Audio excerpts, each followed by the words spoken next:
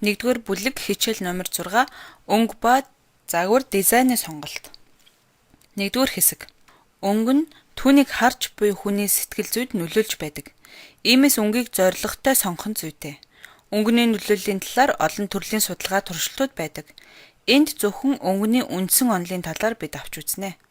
Хүн аливаа зүйлийн өнгийг хамгийн түрүүлж хардаг. Мөн түүнийг өнгөөр нь илүү сандаг. Тухайлбал талбайд шаргалцсан тариан төрөөнүүд сайхан харагдаж билээ. Эсвэл тэр содон өнгөтэй харагдаж байна шүү гэж ярихыг та олонтаа сонссон байх. Улаан, ногоон, цэнхэр өнгийг үндсэн өнгө гэх ба эдгээр гурван өнгөний хослолоор бусад өнгөнүүдийг үүсгэдэг. Үндсэн нэр томьёоныг тайлбарлая. Өнгөний цайруулалт буюу тодруулалт бүрт түүний илэрхийлэмж өнгө харилцан адилгүй харагддаг. Үүнийг өнгөний цайруулалт ба тодруулалт гэж нэрлэдэг. Мөн цайвар ба бараан гэсэн ойлголтууд байдаг. Энэ нь мөн тухайн өнгийг бараантуулж ба цайвартуулж хэрэглэж болдог. Мөн өнгөний шингээлт гэсэн ойлголтууд байдаг.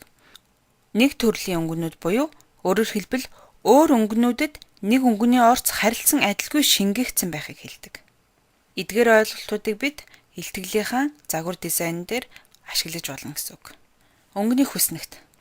Өнгөний хүснэгт буюу өнгөний хүрд нь энэхүү өнгөний онолыг тайлбарлахад өргөн ашиглагддаг.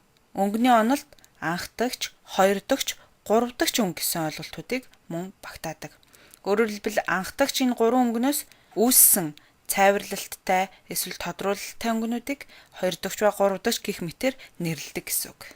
Өнгөний хүснэгтэн дэх өнгөнүүд нөлөөллөөрөө хүйтэн ба дулаан гэж ангилагддаг. Энэ ойлголтыг үзүүлэн файлдаа мөн ашиглаж болно. Дагнсан өнгө. Энэ нь нэг төрлийн өнгөний цайварлалт ба бараан туулалтыг ашигласан байдаг. Суралцагчийн нэг цэг дээр анхаарлыг нь хандуулахад энэ өнгөний хослолыг ашиглаж болно. Харин ялгаатай ойлголтуудыг тайлбарлаж байгаа үед бол тохиромжгүй байдаг. Ялгаралтай өнгө. Өнгөний хүснэгтэнд эсрэг байрлах өнгөнүүдийн хослолыг хэлнэ.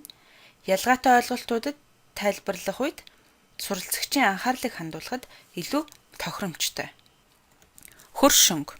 Өнгөний хүснэгтэнд зэрэгсээ байрлах өнгөнүүдийн хослолыг хэлнэ. Ийм хэлбэрийг эв нэгдэл, зохицол нийлэмж гэсэн утга бүхий агуулгад ашиглахад тохиромжтой байдаг. Мөн хичээл агуулгын хувьд хоорондоо зохицож нэг зүйлийг бүтээдэг ухахдах хүн. Мөн тоон үзүүлэлт бүхий графикийн өнгөний сонголтод тохиромжтой байдаг. Олон өнгө. Хэт зохицолгүй олон өнгө нь илтгэлийн ерөнхий зорилгыг илэрхийлж чаддаггүй. Зайлшгүй ашиглах тохиолдолд нэг дулаан өнгийг хэд хэдэн хүйтэн өнгөтэй эсвэл эсрэгээр нь сонгуул тохиромжтой.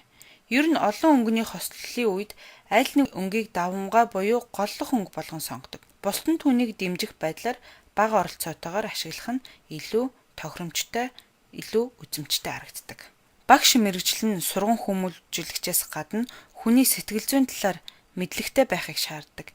Иймээс илтгэлийнхаа туршид суралцагч, сонсогчийнхаа анхаарлыг татах нэг хүчин зүйл нь таны илтгэлийн өнгө юм. Таныг өнгөний талаар ойлголтоо энэхүү хичээлийн дараа илүү нэмэгдүүлсэн гэдэгт итгэж байна.